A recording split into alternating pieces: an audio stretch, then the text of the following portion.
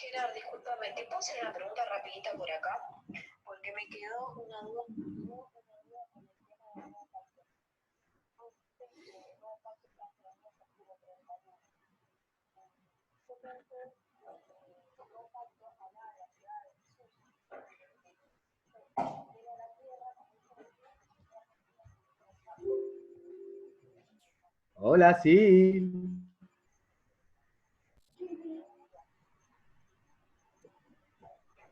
¿Me escuchás, Sil? Despertate. Es así. Lo que pasa que la pregunta es, ¿en qué lugar del antiguo te escucho. Gaby. Ahí está. ¿Cómo andan? Esas caras, esas caras. Bien, ¿ustedes? Hace una referencia a Muy un bien. nuevo Ahí pacto. apareció. Ahí apareció Juan. ¿Qué hace, Juan? Silvi, me Gaby encanta hoy. ese perrito piano. Chimuelito. Chimuelo. Está aprendiendo vagino sináptico. Escucha la clase. Sí, escucha, es una cosa hermosa. Qué lindo ese perro. ¿Y entendió el pacto ya el perro? No, todavía chimu. Es el que está abajo de la mesa comiendo, ¿no? Lo que dejas vos. Vamos a ver, mira a ver qué puedo hacer. ¿Quién le puso el audio? Párame la música. Los tengo todos congelados. No hay nada para hacer. Ya lo intenté. Haz lo que quieras. Es hermoso. No, más no lo vas a poder descontrolar porque no hay nada. Están acá desesperados porque se cortó el internet, yo anduve metiendo la mano y se cortó el internet. Están sin televisión, sin internet. Así que, bueno, están medio desesperados. Está con pero... el audio activo. ¿Cómo? Está con el audio activo. No. ¿Quién? ¿A quién le hablas? Vos. Sí, más bien que tengo el No sé audio si los activo. otros están conectados. ¿Eh? ¿A vos? No entiendo lo que decís. ¿Que yo estoy con el audio activo? Obvio que estoy con el audio activo. Siempre estoy con el audio activo. Cuando duermo, todo.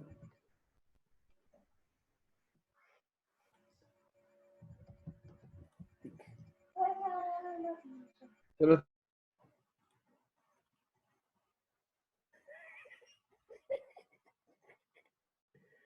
Bueno, ¿quería decir algo, Guillermo? No, que tengo todos congelados. Entonces no sé si está activo esto o se... Vos. está todo congelado. Hola, bebé. Hola, bebé del abuelo. Bueno, seguimos con esto. A ver si llegamos al puerto que estamos dirigiéndonos.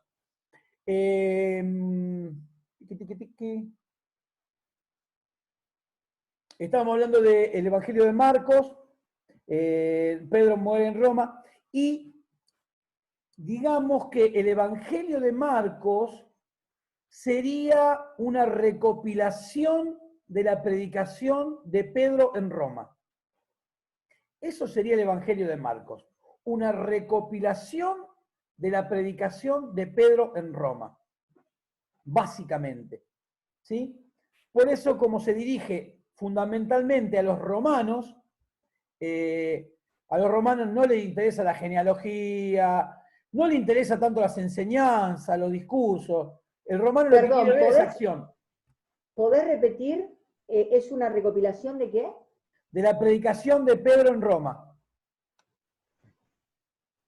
Igual queda grabado, Capurro. Después lo mira de nuevo. Está bien, está bien. Ya está, gracias. Bien, eso. Y el tercero, tanto Mateo como Marcos probablemente hayan salido a la luz por el año 60, 65, más o menos por ahí. El Evangelio de Lucas, que yo particularmente creo que aparece después del año 70, está básicamente dirigido, él como griego le escribe a los griegos, y Lucas presenta a Jesús como el Dios hecho hombre, ¿no? Como el hombre perfecto, dice el cuadrito, Dios hecho hombre. ¿Por qué tiene este enfoque? Y si nosotros leemos, por ejemplo, la carta de Pablo a los Corintios, Pablo en un momento le dice a los Corintios que la cruz de Cristo para los judíos es un tropiezo, ¿no? Porque como el Mesías lo van a matar los romanos, ¿no? No lo entienden y tropiezan ahí. Y aparte que fue de alguna manera su responsabilidad, ¿no? Por su incredulidad. Pero para los griegos, dice Pablo, para los griegos la cruz es locura. ¿Sí? Pablo dice que para los griegos la cruz es locura. ¿Por qué? Porque para los griegos los dioses estaban allá en el Olimpo, ¿sí? Haciendo la suya. No se mezclaban en las cosas humanas. ¿Sí? Y aún para tipos más que no creían tanto en la mitología como los filósofos, como el mismo Platón, que creía en un Dios solo, pero aún así, y lo vemos, otra historia extraordinaria es cuando Pablo predica en Atenas. ¿Sí? Si ustedes se acuerdan del relato de Pablo entrando en Atenas, Pablo entra envenenado, ¿no? El calentón, el petizo entra de Gauchito Gil, San La Muerte, una virgencita por ahí, San Cayetano, y el tipo estaba enloquecido, ¿no? Entonces llega al Areópago, al lugar donde se reunían los varones para charlar, el centro social y político de Atenas, y en ese camino, entre tanto monumento y tanta porquería, él ve uno que dice al Dios no conocido. Y Pablo, que aparte de rayado era muy bicho, dice, ya está, agarro por acá, estos quieren filosofía, les voy a dar filosofía de la buena. Entonces Pablo se presenta y les dice, yo los quiero felicitar, varones atenienses, por la verdad, veo que son muy religiosos, son tipos realmente grosos. Y viniendo para acá, vi un monumento que dice al Dios no conocido. Y de ese les vengo a hablar. Los atrapó y quedaron así, atentos.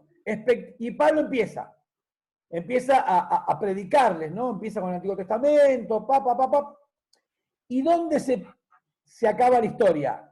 Cuando dice que Dios se hace hombre. Cuando llega la parte de la encarnación, dice, ¿cómo Dios? ¿Cómo un Dios se va a hacer hombre? Pero qué estupidez. Un Dios se va a hacer hombre, es recontra estúpido eso. No tiene sentido. Y encima Pablo sigue la historia y encima lo matan.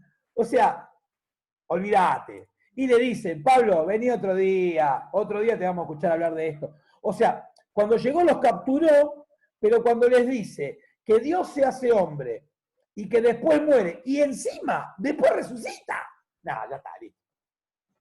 Tomátela con esa historia. Por eso, Lucas se dirige a los griegos que consideraban que el Evangelio era una locura para presentarle toda una argumentación de cómo Dios, el único Dios verdadero, se hace hombre en la persona de Jesús. ¿Está bien? Así que estos son los tres enfoques de los evangelistas, que si bien tanto Mateo como Marcos y como Lucas hablan de lo mismo, a mí me gusta verlo como una tesis de cada uno de ellos. Mateo hace una tesis de que Jesús es el Mesías, Marcos hace una tesis de que Jesús es el siervo de Dios que vino para hacer una obra, un trabajo, y Lucas hace una tesis de que Dios se hace hombre en la persona de Jesús. Son tres tesis diferentes.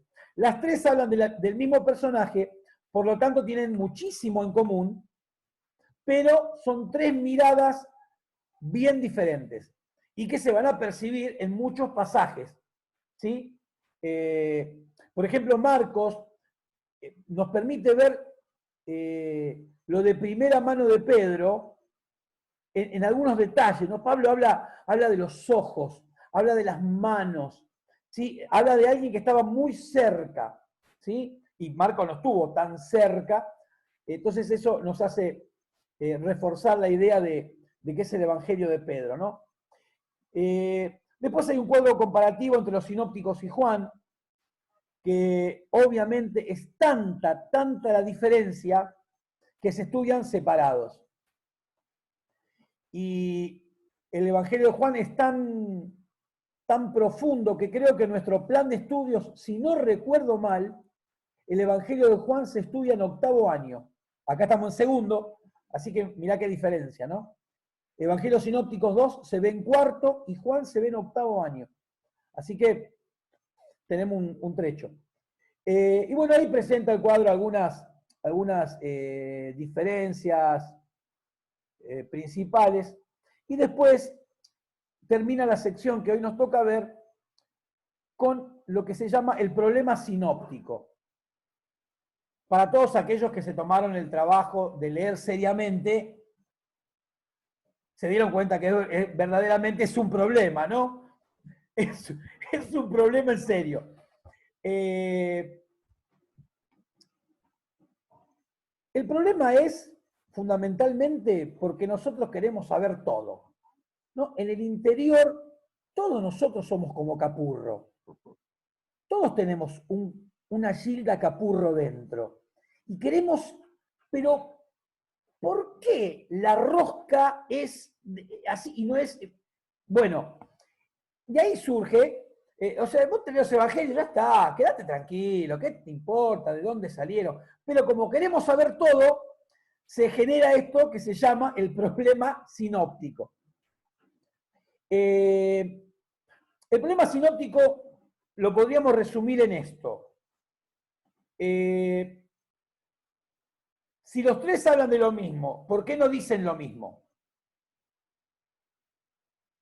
Si Lucas tomó de Mateo y de Marcos, ¿por qué no lo dice? Si Lucas toma de Mateo y de Marcos, ¿por qué no es igual a Mateo y Marcos? ¿Por qué si tomó de Mateo, habla de lo mismo que Mateo, pero lo dice en forma diferente? ¿Por qué lo coloca en otro lugar? Entonces, ¿se tomaron unos de otros y se escribieron cada uno por su lado? ¿Cómo se parecen tanto? Si escribió cada uno por su lado, hay pasajes que son iguales, exactamente iguales. Entonces, ¿cómo es posible? Escribió uno por un lado, otro por el otro, por ahí 10 años de diferencia y dicen lo mismo. ¿Se dan cuenta? Este es el problema sinóptico. Entonces, para intentar dar una respuesta a este problema, que si ustedes leyeron con detenimiento, se dieron cuenta que no hay una respuesta, ¿no? Que no hay una respuesta que nos deje satisfechos, ¿sí?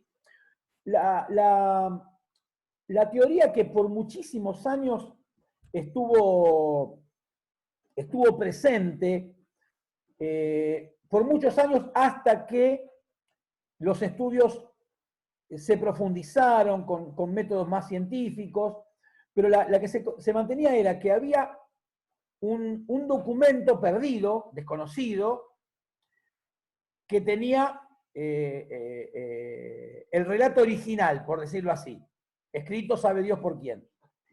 Y que de ese relato original toman todos los evangelistas y cada uno le agrega o dice alguna otra cosa de su propia experiencia o de su propia investigación. En el caso de Lucas, por ejemplo, Lucas, que no fue testigo de primera mano, describe el nacimiento de Jesús como nadie. Es decir, wow, este tipo no estuvo, no conoció a Jesús, claramente Lucas no conoció a Jesús, no lo vio y describe cómo nació, cómo fue, quién era la viejita que estaba cuando llegaron al templo, el otro viejito que...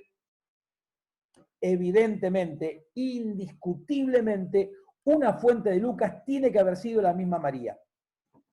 No hay forma de que Lucas conociera semejante nivel de detalles si no fuera por la boca de María. Tiene que haber sido María una de las fuentes de la investigación que Lucas reconoce que hace una investigación.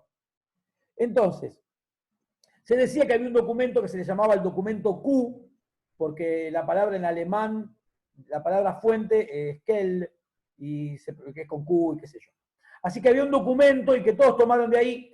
Ahora, esa teoría finalmente se tiene que descartar porque jamás, con todos los manuscritos que se han encontrado, con toda la información que distintos arqueólogos han encontrado, jamás se encontró una referencia de ese supuesto documento. ¿Sí? Entonces, es bastante complicado ese asunto. Por lo tanto, las soluciones propuestas son tres, ¿no? La teoría de la tradición oral es la más antigua, dice la carpeta, ya que parece que fue la suposición fundamental de los primeros pastores de la iglesia. Papías, que era un obispo de la iglesia primitiva, insistió en que Mateo registró los dichos de Jesús escribiéndolos en arameo y que cada uno, según su capacidad, los interpretaba. Esta es una creencia bastante... Sí, Guillermo. Aramaico, lo mismo que arameo, perdón. Sí. Ah, listo. Aramaico está hablando de un dialecto arameo, pero es arameo. Es decir, Jesús, los discípulos, todos en esa época hablaban. El hebreo es una lengua muerta. Ya para la época de Jesús, el hebreo era una lengua muerta. Para la época de Jesús. Cuando ellos fueron al cautiverio en Babilonia, y estuvieron allá algunos más de 70 años, se perdió la pronunciación del hebreo. Y la prueba está en que cuando regresan, hay un primer regreso con Zorobabel, hay un segundo regreso con Esdras, y cuando vuelve ese segundo contingente que vuelve de Mesopotamia a Israel, Esdras les lee un pasaje de las Escrituras. Esdras era un escriba y Esdras sí sabía la lengua. Esdras no la había perdido, Esdras la había practicado con las Escrituras. Y cuando Esdras les lee del texto hebreo, la gente no entendía. Y dice la Biblia, cuenta que Esdras le tuvo que interpretar, o sea, le tuvo que traducir al arameo lo que decían las escrituras hebreas, ¿no? Es decir, que ya desde el regreso de Babilonia en adelante, todos hablaron arameo. Jesús hablaba arameo. Sí, todos, ¿no? Y cuando dice aramaico, bueno, es como un dialecto arameo, pero arameo en definitiva.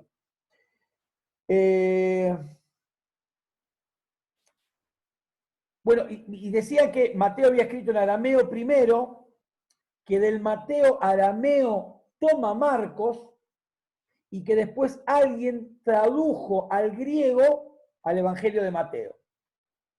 Esta es Ahora, ¿cuál es el fundamento para esto? Ninguno.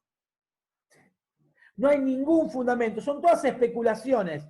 Dice, a ver, ¿cómo puede haber sido? Y yo creo que puede haber sido así. Nada más. Nada más.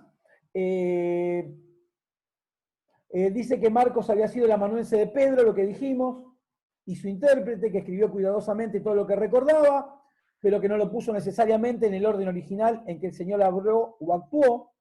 Es decir, que Marcos lo que registra es la predicación de Pedro. Y Pedro por ahí hoy predicaba de lo que hizo en el primer año, y después lo que hizo en el tercero, y después lo que hizo en el segundo. ¿Se entiende? O sea, no tiene por qué, o sea, registra. Acuérdense lo que les dije en la clase anterior, de que ninguno de los tres evangelios pretende ser una biografía de Jesús. Esto es fundamental también, ¿no? Los evangelios no son una biografía de Jesús porque no tienen ese rigor cronológico. ¿Mm? Porque si pensamos que es una biografía o que son biografías, tenemos el problema del desorden de los acontecimientos en los distintos evangelios y parecería una contradicción cuando no lo es. Cada evangelista toma para su tesis lo que le sirve, lo que le interesa dar a conocer. ¿Sí? Los padres no eran infalibles, cabe dentro de lo posible que hayan estado equivocados. En el siglo que corre, entre la caída de Jerusalén y el clímax de la carrera de Ireneo, la iglesia estaba ocupada. Bueno, ahí relata todo lo que ustedes tenían que leer. No vamos a detenernos en esto porque es un poquito engorroso. La segunda teoría es la de la mutua interdependencia, es decir, que 2 de los evangelios contienen material prestado de un tercero. Bueno, en esto de que un evangelio toma de otros 2, hay que hacer cuenta matemática, todas las posibilidades que se pueden dar, ¿no? Que la matemática no es mi fuerte, por lo tanto, lo dejo ahí. Así que bueno, esto, nada, esto, ¿saben qué es? Esto es información que ustedes tienen que leer, hacer un pequeño esfuerzo por entender y nada más, ¿sí? En general, en ningún lado se enseña el problema sinóptico y yo creo que no se puede enseñar evangelios sinópticos sin ver el problema sinóptico. Así que tienen la información ahí para en cualquier momento volver sobre ella, ¿eh? Así que no se hagan problema, no es para que se lo estudien, ni para que se lo memoricen, ni nada por el estilo. Bueno, la pregunta 5 de la ficha dice a qué grupo de lectores se dirigía cada evangelista. Lo dijimos, Mateo se dirige fundamentalmente a los judíos, Marcos se dirige fundamentalmente a los romanos y Lucas fundamentalmente a los griegos. Pero siempre con Israel en la vista, con Israel en la mente. ¿Sí? No es que solamente Mateo le escribió a los judíos, sino que todos, de alguna manera, están escribiendo Antiguo Testamento, como dijimos antes. ¿Sí? La pregunta 6 dice cuáles son las 3 teorías. Las 3 teorías son tradición oral, préstamo recíproco, fuentes documentales. Esas son las 3 teorías. Esto sí lo tienen que recordar, ¿eh? Esto sí lo tienen. Todo lo que está en la ficha, sí, Gilda. Sí. Lo que vos dijiste, la mutua interdependencia, y esa que nombraste recién, ¿es lo mismo? ¿Cómo? El préstamo recíproco es. Préstamo recíproco y mutua interdependencia, ¿es lo mismo? Sí, sí. Ah, bueno, está bien, eso quería saber. Dale. Entonces, tenemos esas 3 teorías y después dice la 7, haga un ejercicio imaginativo. Si usted hubiera sido uno de los 12, ¿cómo habría organizado la enseñanza de la iglesia naciente? ¿Cómo habrían de transmitir los hechos y enseñanza de Jesús los discípulos y, a su vez, los discípulos de ellos? Con esta pregunta, algunos contestaron brillante, me encantó. Y otros se complicaron la vida porque no le encontraron la vuelta. ¿A dónde apuntaba? Apuntaba esta pregunta, pretendía ser el disparador de por qué aparecen los evangelios. Nosotros tenemos, vamos a poner un ejemplo. Jesús en Decápolis lo vemos que libera al que tenía estos 2000 demonios, ¿no? Y que van a los cerdos. ¿Sí? ¿Se acuerdan? Somos muchos, le dijo. Y bueno, papá. Entonces, en esa región, ¿de qué se hablaba? ¿De qué Jesús se hablaba? ¿Qué Jesús se predicaba? Jesús, el que echa fuera a los demonios. ¿Sí? En Judea, el Señor enseñó, dio discursos, instruyó. Entonces, en Judea, ¿qué se predicaba? Jesús, el maestro. En Galilea, sanó a muchos. Entonces, ¿qué se predicaba en Galilea? Jesús, el sanador. Es decir, que a medida que fue pasando el tiempo, se fueron desarrollando distintas historias divergentes, fraccionadas. ¿Se entiende? Cada uno contaba una parte de la historia y eso iba increciendo, pero siempre fraccionado, con cierta tendencia, con cierto perfil, y aparte el famoso teléfono descompuesto, ¿no? El tipo que se agarró a piña en la calle y que vinieron dos a robarle y se peleó con dos, ¿no? Y después cuando el hijo de él se lo cuenta a los pibes del colegio, resulta que eran 5, ¿no? Y cuando los pibes del colegio se lo cuentan al padre, el padre del compañero de ellos se peleó con 10 tipos en la calle, ¿no? Y cuando el tipo va a hablar con, che, así que te peleaste con 50, ¿pero quién sos, Bruce Lee? Bueno, esto de agregarle tuco, decía mi papá, no le agregué tuco, decía mi viejo, ¿no? Esto también pasaba. Ustedes saben que hay algo que se llama los evangelios apócrifos. Hay un evangelio que se llama el Evangelio de Tomás. Esto que les voy a decir, si no lo conocen, les va a causar mucha gracia y por ahí alguno piensa que es estupidez. Pero son libros que tienen muchísimo valor histórico porque reflejan lo que la gente creía.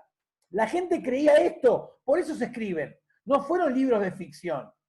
Se escribió cuando esta persona que se hace llamar Tomás, que no es Tomás, que se hace llamar Tomás como una práctica de literatura de aquella época, que cuando querían que su obra trascendiera, tomaban un nombre famoso, no queriendo engañar a la gente, todos sabían que no era él, pero le daban ese nombre como que le daba un cierto prestigio al escrito. El Evangelio de Tomás dice, por ejemplo, relata momentos de la infancia de Jesús, el Evangelio de Tomás. El Evangelio de Tomás relata, por ejemplo, que Jesús estaba un día, estaba solito ahí, era chiquito, y estaba ahí en la carpintería, aburrido, ¿no? Porque no tenía wifi, nada. Entonces agarró y dice que hizo barro, ¿no? Con la tierra, le echó agua, hizo barro, y que con el barro hizo una palomita, y que sopló la palomita y salió volando. ¡Ay, macho! Bueno, eso dice el Evangelio de Tomás. En otra parte, dice que Jesús estaba jugando con los pibes del barrio. ¿No? Estaba Jacobito, Salomón, estaba también Mateo, estaba todo jugando ahí, y vinieron de otro barrio. Sí, vino el hermano de Rebeca, que era malo, y lo vino a verduguear. A Jesús, que era más buenito, no se peleaba con nadie, no, nunca decía malas palabras, y le venían a hacer bullying. Entonces Jesús, cuando ve, esto es posta, lo que estoy diciendo, cuando ve que vienen los locos estos, hizo que un árbol se incline, los pibes se suben al árbol, el árbol vuelve a pararse y los otros quedaron abajo y lo querían y no se podían subir. Entonces estuvieron ahí un rato hasta que se cansaron. Cuando se cansaron y se fueron, Jesús baja del arbolito de nuevo y se bajaron y siguieron jugando. Divino. Bueno, es increíble, pero es real. Esto creía la gente. Por supuesto que ese libro nunca perteneció al canon del Nuevo Testamento, nunca estuvo ni siquiera cerca de entrar en la Biblia, pero sí era un libro que circulaba entre la gente y la gente creía estas cosas. Entonces, todo esto que les menciono, esta predicación parcializada, divergente, con el tuco agregado a medida que va pasando el tiempo, requirió la necesidad de poner por escrito los hechos de Jesús. Fíjense que cuando Pablo escribe, Pablo no contaba con los evangelios. Esto es muy interesante. Porque uno dice, bueno, yo cuando enseño las epístolas de Pablo, una de las cosas que pregunto es, de qué evangelio o de qué parte del Nuevo Testamento tomaba Pablo para predicar, ¿no? Así que esas preguntitas que hago yo y que todos quedan ahí medio regulando. Pablo predicaba a Cristo con el Antiguo Testamento. Que esto no tiene ninguna contradicción con lo que hablamos antes, de que la iglesia no está, porque es la iglesia la que no está. Cristo está en todo el Antiguo Testamento. ¿Sí? Si aparece en el principio, ¿no? Creando, está en el principio creando. En Génesis capítulo 3 dice que la simiente de la mujer le va a herir en la cabeza a la simiente de Satanás, ¿no? ¿Se acuerdan? Génesis 3:15. Ahí la simiente de la mujer es Cristo. ¿Sí? Y después en Éxodo, en Levítico, en todo el Antiguo Testamento Jesucristo aparece, ¿no? El Cordero de la Pascua, en todo el Nuevo Testamento, el Antiguo Testamento está presente Cristo, y Pablo predica desde el Antiguo Testamento. Es extra. Yo pagaría lo que no tengo por escuchar una predicación de Pablo. No, porque ¿quién predica a Cristo hoy desde el Antiguo Testamento? ¿Quién? Nadie. O sea, bueno, sería bastante estúpido, ¿no? Teniendo el Nuevo Testamento vas a usar el Antiguo, pero eventualmente se podría. Pero qué extraordinaria debe haber sido la predicación de Pablo. Qué extraordinaria, ¿no? Por ahí la hacía medio larga. Hay un relato en el libro de los Hechos que Pablo estuvo predicando y dice que uno se quedó dormido en la ventana, ¿no? Y cayó por la ventana y se hizo pipa. Y dijeron, ¡uy, se cayó el hermano! Creo que era Tíquico, si no me acuerdo mal el nombre. Y salieron y Pablo se sintió culpable, entonces le pidió a Dios, por favor, que lo resucitara, y el tipo resucitó. Y Pablo siguió, dice que hasta las 4 de la mañana, no sé. Hasta que se durmieron todos y se fue a dormir Pablo también. Bueno, entonces, volviendo a la pregunta 7. Decía que es el disparador de la necesidad que había de poner por escrito aquellos hechos que componían, eran el cuerpo de la predicación de Cristo, el cuerpo de la predicación, ¿sí? El núcleo de la predicación, el querigma, así se llama. Entonces, ese es el porqué de eso es lo que provoca que aparezcan los evangelios, ¿sí? Básicamente los evangelios sinópticos. El evangelio de Juan tiene otro disparador, que no es este. ¿Sí? El evangelio de Juan aparece con otros motivos que ya lo vamos a ver oportunamente. Y la pregunta 7 dice, haga un ejercicio imaginativo. Si usted hubiera sido uno de los 12, ¿cómo hubiera organizado la enseñanza? Bueno, una cosa piola hubiera sido poner las cosas por escrito, ¿no? Que no lo hicieron, teóricamente. Quizás alguno lo hizo y es la fuente Q que no pudieron encontrar. Pero una de las cosas era sistematizar la enseñanza, ¿no? Podían hacerlo, pero tenían el problema de que mucha gente, mucha gente era analfabeta, ¿sí? Había muchísima gente que no sabía leer y escribir. No se olviden que, por decir un número cualquiera, no es una estadística cierta, pero el 90% de los integrantes del Imperio Romano eran esclavos. Los que tenían ciudadanía romana eran un puñado, ya sea de nacimiento o comprada, no importa. O sea, casi todo el mundo era esclavo. Entonces el esclavo no tenía el acceso a la enseñanza. No es como hoy, que vos por más pobre, humilde y en la peor condición que estés, tenés un lugar donde ir a aprender a leer y escribir. Eso no existía, pero ni remotamente. Y las mujeres en Oriente no podían ni aprender ni enseñar. Bueno, obviamente no podían enseñar porque no podían aprender, ¿no? Que esto es un poquito el contexto de la segunda de Timoteo, cuando dice yo no permito que la mujer enseñe. Hay un contexto ahí muy particular que está relacionado con esto, ¿no? Pero, entonces, el tema era oral, ¿sí? Ahora, bueno, esto era para su imaginación, ¿no?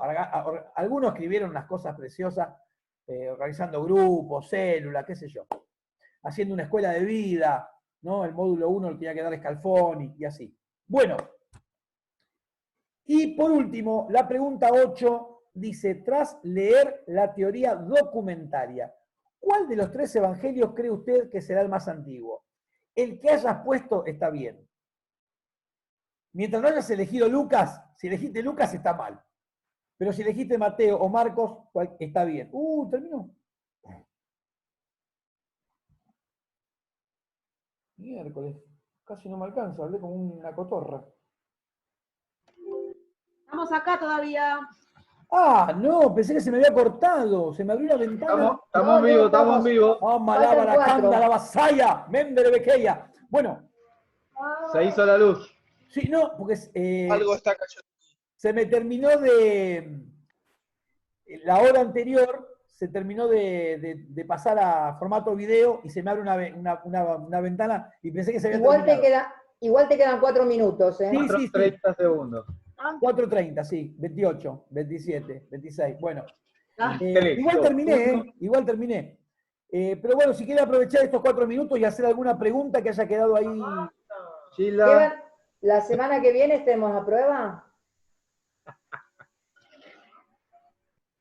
No, la semana que viene entregan el trabajo práctico número 1 y la otra semana tenemos el examen. Ah, bueno. Y vos querés te tomamos una. La semana próxima entregan el trabajo práctico número 1 y la otra semana es el examen. Gerard, Sí. después tirás por audio más o menos explicando la ficha número 2, porque yo leí ahí en la carpeta chusmeé para adelantar y está medio complicado. ¡Qué bendición! La idea es que piensen y elaboren. Es decir, por supuesto que estoy absolutamente a su disposición siempre, no solamente en el horario para ayudarlos en todo. Pero la intención es que ustedes piensen y formulen, ¿sí? Si no se entiende una pregunta, sí, o sea, ¿qué está preguntando acá? Porque a veces ni yo entiendo mis preguntas, ¿no? Porque a veces hago las preguntas en un momento de inspiración, ¿viste? Que yo estoy mirando a Gladys cocinar y me viene una inspiración, ¿viste? Me toma el Espíritu de Dios y tiro una pregunta que después ni yo la sé contestar.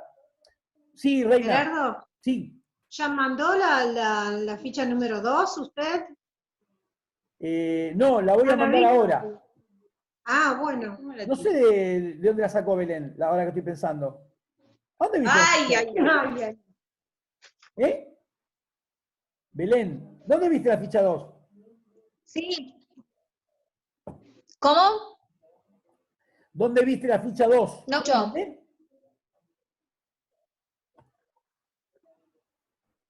No tengo las fichas. Estuve yendo en la carpeta, viste que dice que dependiendo de las fichas que hay, desde dónde hasta dónde tenemos que leer. Bueno, Sí. yo ya lo leí, me adelanté un toque con las fichas, pero por eso me parecía adelantaste la lectura. medio complicado. Lo que adelantaste la lectura. Nada más. Sí, no entendí por qué estaba así escrito en la carta. ¿Cómo? Me perdí, no te escucho bien. Que es un bosquejo. Yo lo tengo en la carpeta y la ficha 2 arranca con un bosquejo. Eso. Es como que no entendía. Bueno, no, pero el bosquejo, igual acercado más a la cámara, como no veo lo que me está mostrando. ¿Qué página es, Belú? ¿Qué página es, Belú? Vos lo que estás mostrando, Belén, La 20. es La 20. ese bosquejo es como el índice de la armonía, pero no es la ficha 2. Claro. No. Yo no tengo ficha 2, tú la pasaste. Ok. La tenés que pasar después. Lo que te estoy diciendo. Bueno, entonces lo que preguntaba. O sea, que nos explique pues más o menos, porque la ficha 2 va a venir con una serie de preguntas. Bueno, que yo lo que no entendía es el bosquejo que está acá, o sea, la ficha 2 tiene todo. Si vos lees la parte de que nos correspondería leer, que va a la ficha 2, o sea, como que no entiendo de qué se trata. Hay un problema. Vos querés entender la ficha 2 cuando todavía no la viste. Tenés un problema. Está más ansiosa que Vanessa y Gilda juntas. Escúchame.